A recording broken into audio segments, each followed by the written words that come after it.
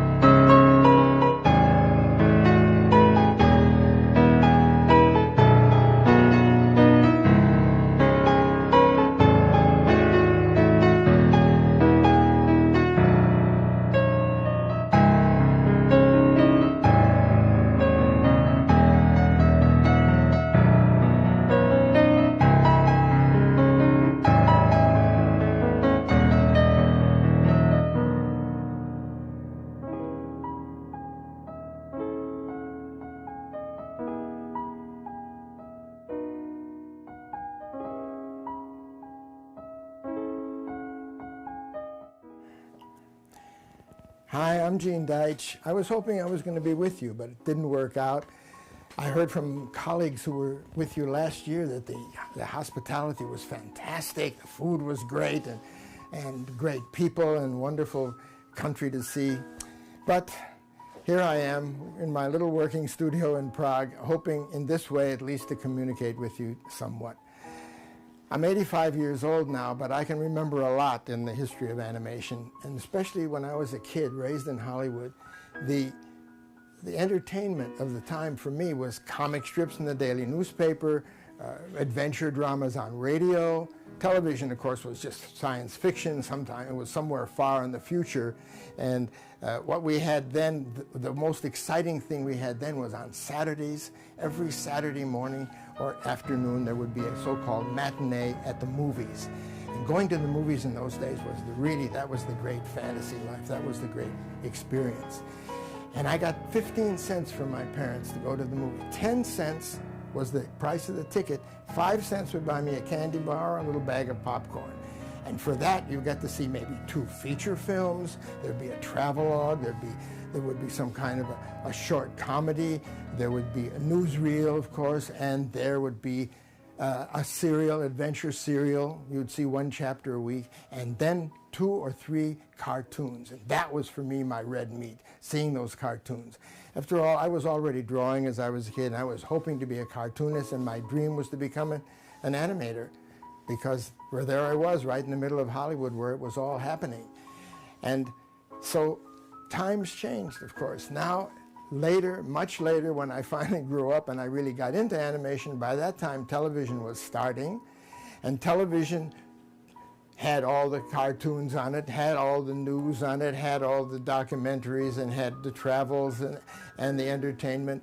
And so the movie theaters just had to drop all of those features. the short cartoon just disappeared from the screen.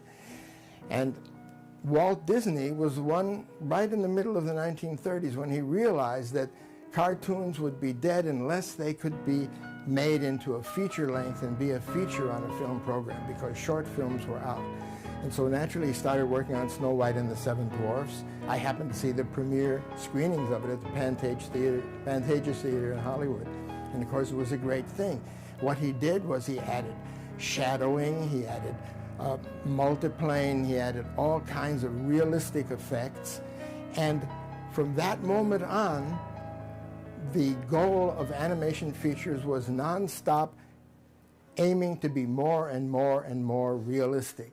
Until today, in the computer age, and you know, I love technology and it's amazing what they can do. It's theoretically possible, even right now, to make a computer-generated film that looks exactly like a live-action movie with real characters and so on. But you know, the question there is why? This is almost the end of the line of creativity. If animation finally gets to be exactly like a live-action film, well, where do you go from here? Now, I started my career in a studio in Hollywood called UPA that had exactly the opposite philosophy. Their idea was that drawing goes back to the beginning of humankind. People, men and women, were painting on walls in caves and scratching pictures in stone, drawing and hieroglyphics in Egypt. Drawing is really a part of human history and painting, and it really cannot be stopped. And it's traditionally the basic origin of animation. Animation was always drawn, and now we're in danger of seeing it smothered.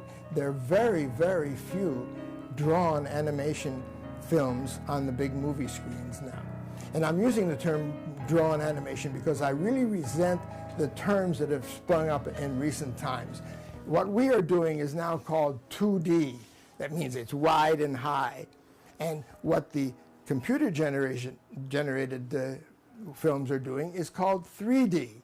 And of course, that's all nonsense. It's all projected on a flat screen. It doesn't matter whether it's a computer-generated or drawn animation. It's on a flat screen.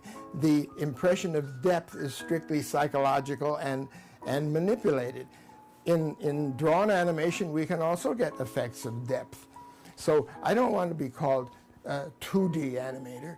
I want to be called a drawn animation director. That's what I want to do. And I think that the philosophy that we had at UPA Studios was that drawn animation is completely unlimited. The entire world of graphic arts can be animated. It doesn't matter what kind of painting style it is.